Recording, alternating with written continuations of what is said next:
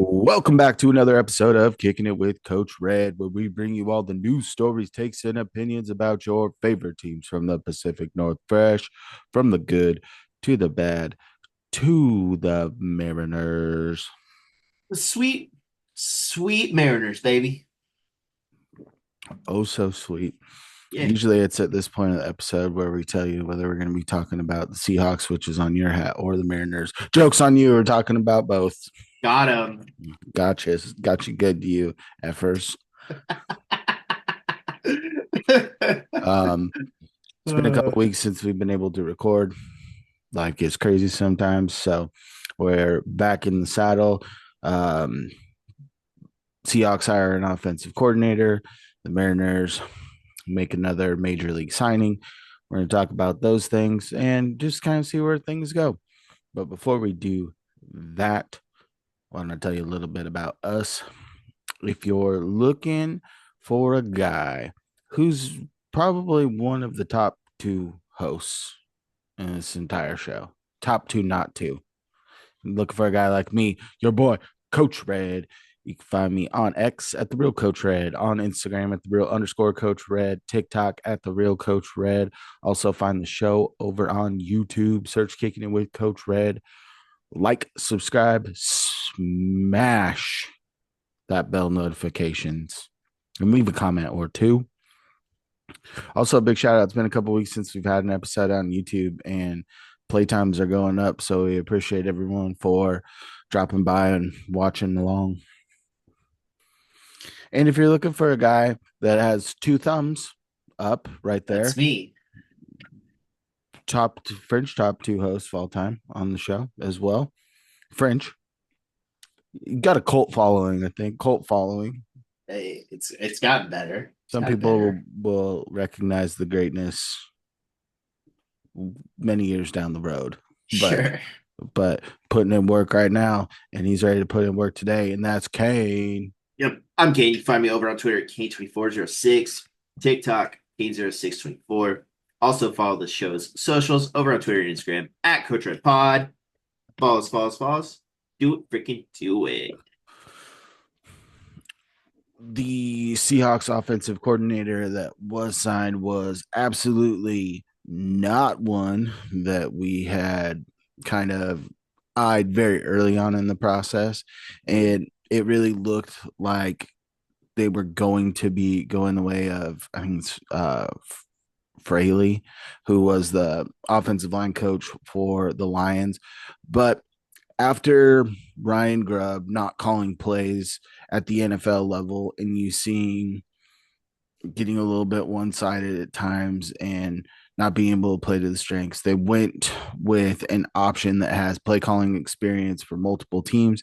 He's been a quarterbacks coach, offensive passing game coordinator for a couple teams as well, offensive coordinator for two teams. It's Klint Kubiak, coming off of a year where he was the offensive coordinator for the Saints. I was talking to you a little bit about this beforehand. You're like, oh yeah, I love. He's gonna get that run game going. Look what he did with Alvin Kamara. I go, look what he didn't have. He didn't have Derek Carr most of the season. Spencer Rattler is a project. Jake Hayner not doing much in the NFL. Chris Olave's hurt for most of the year. You didn't have other weapons. So when I look at his other stint, and the reason he's available is because the job's wide open right now. It's the last unfilled job. It sounds like it is probably going to be our boy out of Prosser, Kellen Moore. What's up? Big Yep. shout outs to Kellen Moore. Hopefully getting that job, even though it's the worst job in the NFL because there's no cap room and a bunch of vets that did not play very well. But I digress. It's tough to do in that situation, right? This is a guy, that's why he's available. He's been available in the past. And the reason he was available in the past, he got promoted from quarterbacks coach up to offensive coordinator. And when he was with the Vikings, that was the last year of Mike Zimmer before they made the change as well. So he's kind of got phased out of a couple spots, but you might recognize the name. His dad, Gary Kubiak, good offensive mind in the league for a long time, former head coach. But I will say this, one of the names that we said for offensive coordinator did get an offensive coordinator job with the Seahawks adjacent person with Pete Carroll, Chip Kelly was one of the guys that we highlighted, and he gets the job down Also, in congrats, Pete. yeah, big ups to Pete Congrats. too. I what you know that it's not going to be the longest tenure, right? I think Yeah, everyone, it's a bridge. He's a bridge coach. but he doesn't just bring the raw because you had them making the playoffs with Rich Bisaccia and them not retaining him as head coach and going to dumbass Joshua Boy McDaniels. And then you switch over to Antonio Pierce, really got him fired up, players coach, and just couldn't sustain that success with formulating his own staff in the follow up year, which leads to a 1 year tenure. But with Pete Carroll, you do have a guy that is a player's coach, but this guy has a pedigree for winning, and I think that's big for that team. But let's go back and talk about Klint Kubiak. Kane, Uh, what do you think about Klint Kubiak? he is a safe option, I do believe. Out of kind of the other OCs that got hired, right? I feel like he's a safe hire. Talked a lot about it at work and stuff, and kind of threw some stuff with you. I do think that he has a ton more potential with this lineup than, as you said with the Saints, right? Had a lot of injuries and everything. This team has DK. This team has JSN, Gino, K9, Sharp, and McIntosh. You can sprinkle that in there. But I think that you have a plethora of weapons that you can work with this year, just depending on the offensive line situation. That's also a big kind of question mark coming into the years. What's the offensive line going to look like? And that's really how best we can judge him, right? At Yeah, least calling like schemes and trying to get the protections where they need to be. You know, kind of working with the offensive line coach that just got hired. Apparently, he's pretty nice. So yeah, I heard that. I heard that he's a good conversation guy. A lot of compliments. Really nice guy. I No, he's got the quarterback coach that he brings along with him and the offensive line coach were underneath him with the Saints, guys that have been with him at previous stops. So I'm going to harken back to when he was with the Vikings. This is a job where he was Kirk Cousins' quarterback coach. Then he gets promoted up to offensive coordinator early in Justin Jefferson's career. Kirk Cousins slings for 4,200 yards that year, 33 TDs, 10 a pop to Adam Thielen and to Jay Jettas. And this is when you still had Dalvin Cook on the team. Dalvin Cook was over 1,000 yard rusher by himself. And when you put it all together, the passing game outweighed the running game. I would venture to say that everyone can agree. Although Dalvin Cook has had his good times in the NFL, especially with the Vikings, Justin Jefferson, a young Justin Jefferson, and a still very good Adam Thielen, you're going to promote your best weapons. And that's yes, what you saw, right, with him as the offensive coordinator. I believe that they were top 10 in passing yardage that year. They were in the 20s in the run game, but their overall offense clocked in at number 12. I'll take that out of any given year, honestly, because you're in the top half of the league at least, and you're moving on basically all cylinders at that point because there's just teams that are slightly doing it better than you. Well, and you're expecting when he was on that, it was kind of at the tail end of Mike Zimmer. Like Mike Zimmer came Yeah, in, that defense was electric. The guys that he kept them there a little long, I think, and the defense started giving way to the offense, right? That's yeah. why I went with an offensive coach after Zimmer because of the weapons they had offensively and really tried to push the envelope there. With the Seahawks, you get a similar feel, right? You've got Mike McDonald, who did a masterful job of helping turn around this defense. Yeah, they had one stretch of about 4 games where it was pretty darn bad, but outside of that, they're top half of the NFL defense. You expect that to get better with scheme and guys being in the system for another year.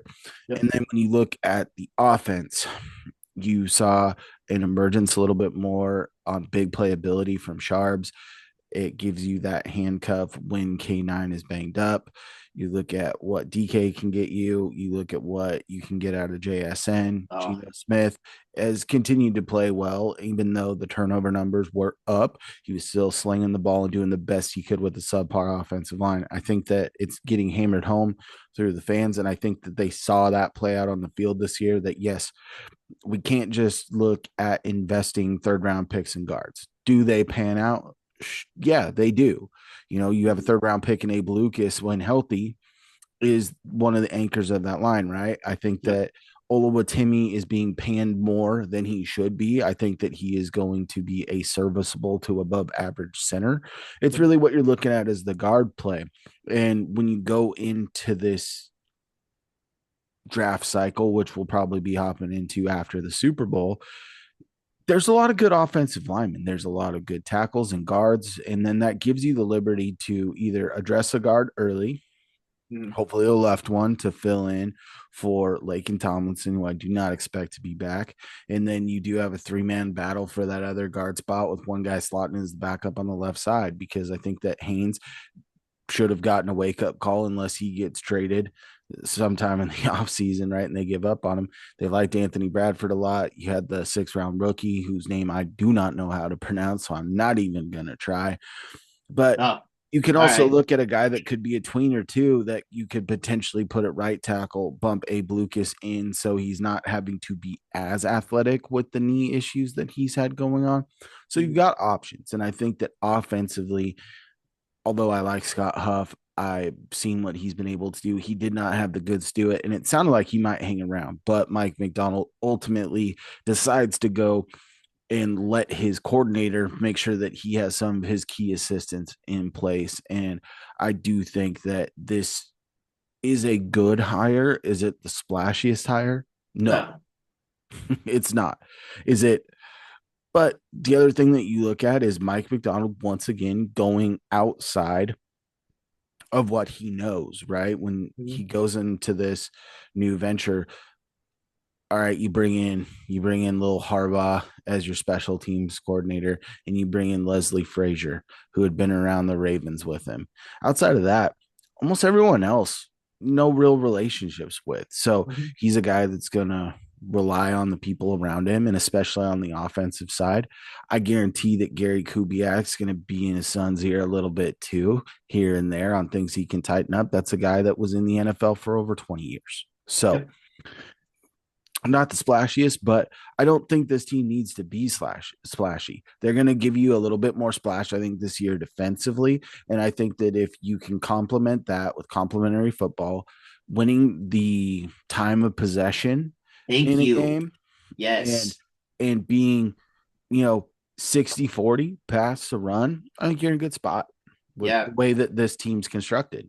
I think so too. And also they have a whole draft to get more offensive weapons. I do believe that they will take a wide receiver. They will take a flyer on one because again, I do not see Tyler Lockett being on this team.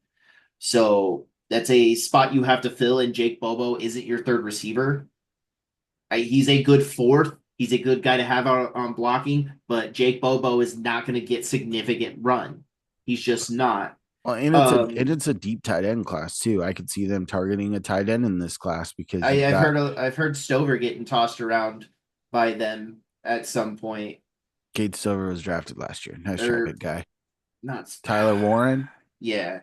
sorry. Tyler Warren will probably there's a chance that he could be off the board, but you have AJ Barner's former running mate, who was the more explosive guy at Michigan, Yeah, Loveland, that's also out in this draft. So when it comes to finding more weapons, I yeah, think that this draft gives you that possibility, right? There's going to be those agreed. wide receivers that can make plays. There's wide receivers coming out every year that, you have your hype guys that you know about, but all these other guys that end up flourishing in roles once they get to the NFL, right? Hmm. So addressing the trenches, I think, is going to be huge, especially on the offensive side. We can't beat that drum enough. But with the additions that they've made so far, then we get to the new league year right here after the Super Bowl, and we can start seeing a little bit more on how this team's going to be constructed going into the next season. I do think there's going to be some good signings in free agency as well. Hopefully, I mean, they're gonna have to make some cuts to be able to free some money up, and I think the number one priority for everybody, including himself, is Ernest Jones. I think he extremely wants to be back with his team. He said he doesn't want to play for another head coach outside of Mike McDonald. So things are trending in the right direction for the Seahawks, in my opinion, as Yeah, we sit here today. agreed. Agreed. Agreed. All right, you ready to talk Mariners now? Oh hell yeah, I am.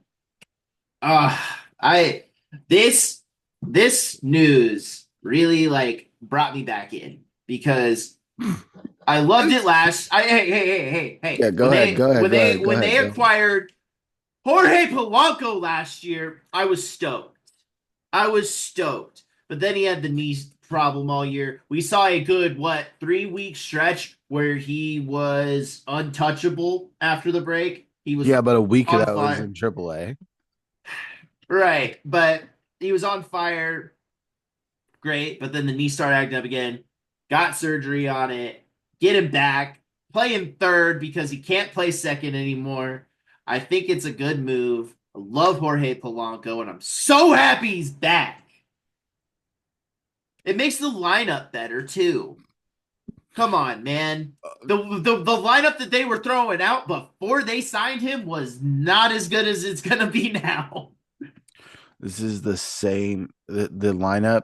This is how the lineup has changed from last year. Minus Justin Turner, minus Josh Rojas, add And Donovan it's a Solano. lot of That's it. Because yeah, Polanco was on the team last year. If he is healthy, I am expecting his bat to help. I know yes. one of the things when we kind of projected our positions a little bit and gave you an early 26 man, a couple of weeks back, we had Dom Canzone somehow making this opening day roster again just because you needed another power lefty. You get that in a switch hitter with Polanco, where Yeah. he feasts more when he's batting left handed. I think that the move to third is going to be an easy one for him. Second baseman, I grew up playing and coaching. The transition to move a guy from second base to third base is not the hardest thing in the world, right?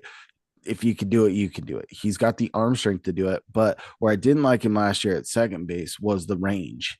You've got Yes. two guys that are now projecting to play the majority of the season there. And I'm not counting Cole Young in there. I'm going Ryan Bliss and Demo.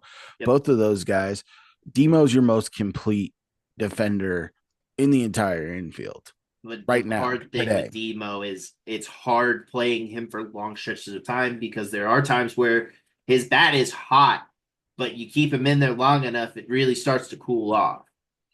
But when you really look at where this team was at last year and where they're sitting at today, Josh Rojas had 3 weeks where he was hot and then was pretty chilly, right? Demo's a field guy. He's He's a a clutch slashy. guy, right? Yeah. And he's he's got more tools defensively than Bliss. Bliss is a hair bit faster. He can range down a few more balls, but Demo's got the superior arm. And I Yes. think that when you look at this, they're penciling Solano in to probably play a little bit of both corners, but primarily platoon with Luke Rayleigh over at first base, right? Mhm. So it gives you good things and opens the door for Luke A to play little the bit more outfield a little depth bit. It too. does, and you're we're still sitting there because the Mariners not going out, making big moves. There's a potential that there's still one on the table. Justin Hollander was on 710 today, kind of outlined some things. And the trades were never really that close. He was saying that it was a weird free agent. It was a slow period. You had your big key guys, but if Alex Bregman, who's seemed like he was going back to the Astros, and it seems like that's off the table right now because their GM's talking about him in the past tense. There's a Also, big shouts to Ben Gamel. no, sorry, don't like Yeah. you anymore, Ben Gamel. You're an yeah, Astro now. Sorry, bro. Bro, yeah. bro. But The them bro, bro is a signing, no, bro for me, hey, big hey, dog. hey, but them signing him then rules out Bregman to return. as well as the GM speaking how he is, If right? Ben Gamel limits you from signing Alex Bregman, you should lose your job. Well, I'm just saying. But Uh, it seems like the rumor mill is right now that it looks like it could be potentially the Tigers or maybe even the Cubs who got Ryan Presley in that deal could be guys that are still targeting him. And if that's the case, the Tigers right now are a little overloaded on infielders. So there's a potential to swing a deal there. And it could bring a guy like Nico Horner back into the fold as a target for the Mariners, who is one of the guys that they were looking at throughout this entire process of the offseason. mhm, I agree. So it's still a whirlwind. Kind of, we're still on the edge of our seats a lot. Mariners Twitter is not very fun right now. Lots of people are mad, and trust me. Mariners Twitter's I it's entertaining. I wouldn't necessarily say that it's overly fun. It can be pretty fun on a wild and wacky Wednesday night when the Mariners pull off a win they're not expecting. But I think when you look at the totality of it, you had two pressers this week. Sorry. Oh yeah, You had Jerry yeah, DePoto. Jerry Dipoto Don't and put a Justin mic. Hollander. Don't put a mic near this guy. I think that Jerry is about done talking to the press. I think that it's going to start going to Hollander. And I saw some other reports. I think it was from Marine Layer, where it seems like Jerry DePoto keeps leaking stuff to Ken Ken Rosenthal. Rosenthal. Yeah. There's that Because rumor mill it's out the there. old he only gets one on one, like he's the only reporter to get one on ones with him, exclusive interviews, like Breaks news. But big shout out to yeah, Marine Layer, dude. They're doing awesome things. yeah, they're awesome, dude. They are so cool. We're also awesome. So don't sell ourselves short here. let's Yeah, let's get more awesome by talking about not awesome news to start. Matt Brash, who we thought could be ready to go at the beginning of the season, sounds like they're targeting late April for him. The good news is Gregory Santos is on track. He's already down throwing in Peoria, so he should be ready to start the season. So Troy Taylor also got a lat. I think this opens the door, right?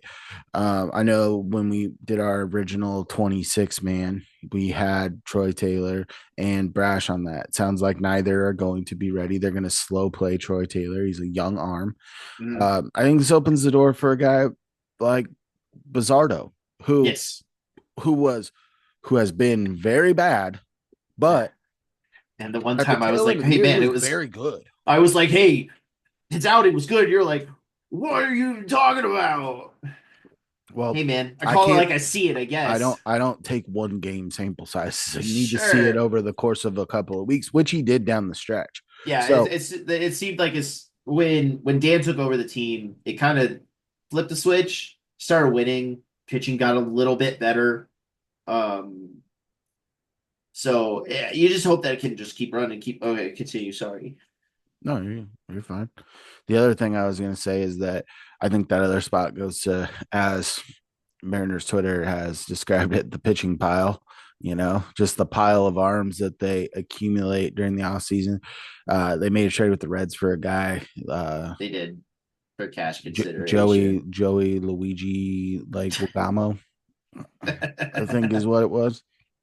But he could be intriguing. But you've got Colton Cowser, who's coming Yes. back after injuring his arm last year in spring training.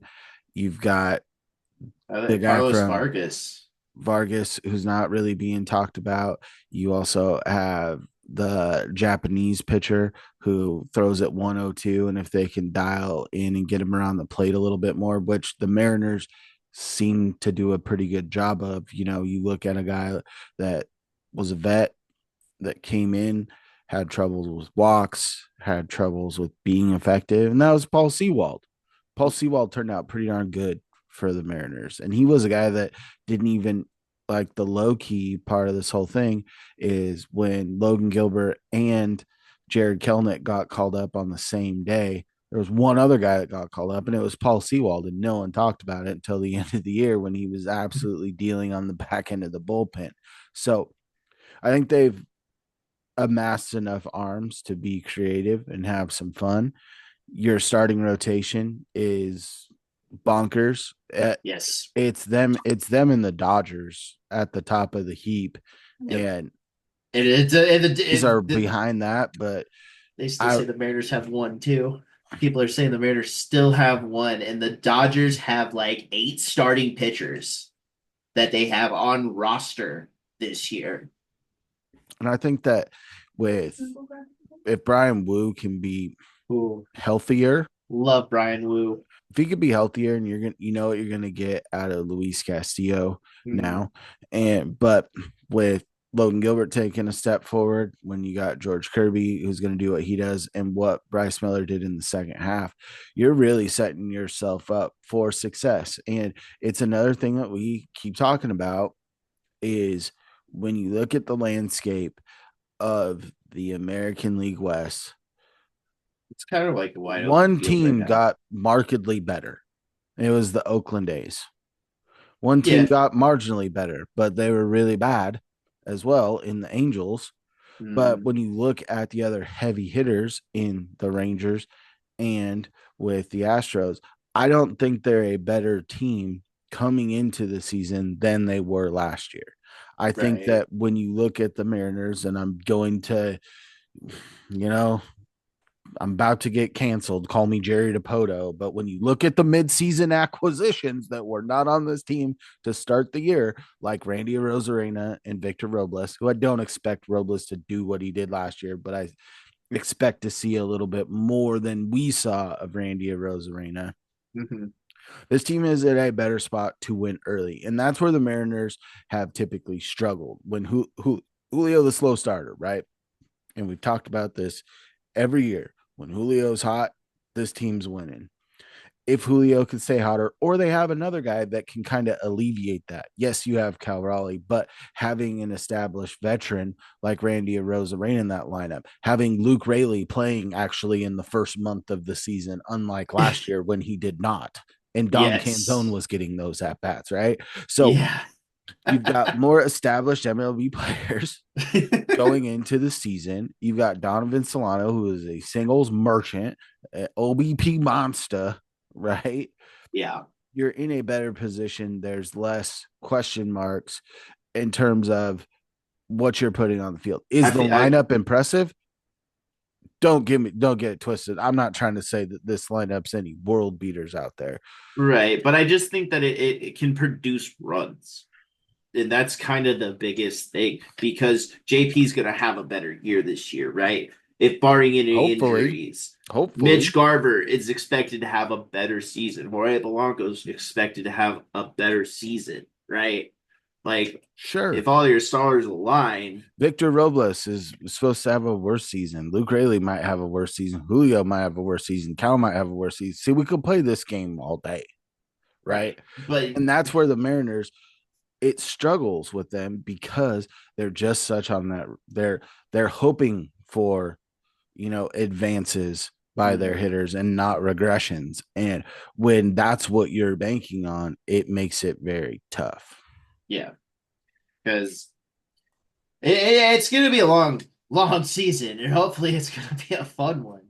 Um, as you said earlier, I do think a deal is pending, pretty much due to where Bregman signs. I mean, we'll see, right? That's what it's going to come down to. I do think that the prospects that the Mariners have accumulated, depending on which outlet you're looking at, where like ESPN has Laz clocking in at like 176, and other outlets have him as a top 50 prospect or right around there. That's a pretty big swing. But when you get closer and you get further into the season, spring training, there's injuries. There's going to be moves for players that are made. There could be a starting pitcher that goes down on a team that is expected to compete, and they might, sit there and have that oh shit moment and go, I need to go get a starter right now. Luis Castillo, I need a veteran presence, and I'm willing to give up more than I was earlier or than I even offered before. I might not have even been in the conversation, right? So there's options. And the Mariners for the last handful of years, sometimes they've done the add and subtract game. Last year it was more on the add side, and I expect to see that again. I also would expect them if a team gets out of the race early and the Mariners aren't getting the production they need and a player that they like becomes available on the trade block, I think they're going to be aggressive early like they were with Carlos Santana a couple of years ago, right? Go get that guy early, have that contribution. And usually if you get them a little bit earlier, the asking price is a lot smaller. Exactly. So let's just we just gotta kick back and wait. Spring training's starting soon. We're 50 days out from opening day. Uh, I need baseball back in my life. I'll tell you that.